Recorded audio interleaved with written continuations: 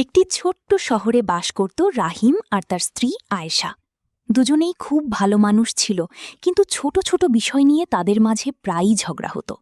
কখনো রান্না নিয়ে, কখনো টাকা পয়সা নিয়ে, আবার কখনো সময় না দেওয়া নিয়ে। তাদের ঘরের শান্তি যেন ধীরে ধীরে হারিয়ে যাচ্ছিল।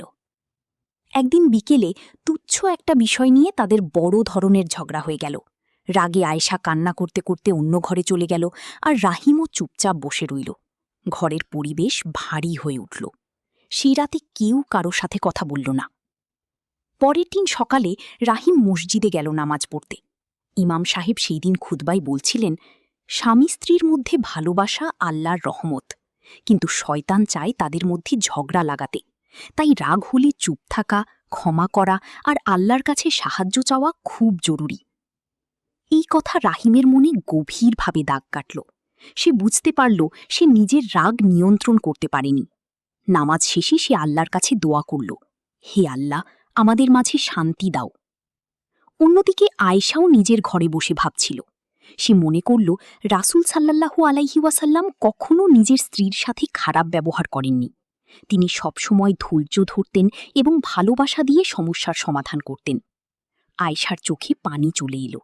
সে ভাবল, আমি কেন একটু ধৈর্য ধরতে পারলাম না? দুজনই আলাদা আলাদাভাবে নিজের ভুল বুঝতে পারল। বিকেলে রাহিম বাসায় ফিরে আসল। সে ধীরে ধীরে আয়েশার কাছে গিয়ে বলল, আমি দুঃখিত, আমার রাগ করা ঠিক হয়নি। আয়েশাও নরম কণ্ঠে বলল, আমিও দুঃখিত, আমারও উচিত ছিল ধৈর্য ধরা। তারা একে অপরের দিকে তাকিয়ে হালকা হাসল। সেই মুহূর্তে তাদের হৃদয়ের দূরত্ব কমে গেল। তারপর তারা ঠিক করল, যখনই ঝগড়া হবে তারা সাথে সাথে রাগ দেখাবে না। প্রথমে চুপ থাকবে, অজু করবে, 2 রাকাত নফল নামাজ পড়বে এবং তারপর শান্তভাবে কথা বলবে। দিনগুলো আবার সুন্দর হতে শুরু করল। তাদের ঘরে ফিরে এলো শান্তি, ভালোবাসা আর বরকত। এই গল্প আমাদের শেখায়, স্বামী স্ত্রীর মধ্যে ঝগড়া হওয়া স্বাভাবিক, কিন্তু ইসলামের পথে চললে তার সমাধানও সহজ। ধৈর্য, ক্ষমা, দোয়া এবং ভালো ব্যবহার, এই 4টি জিনিস যে কোনো সম্পর্ককে সুন্দর করে তুলতে পারে।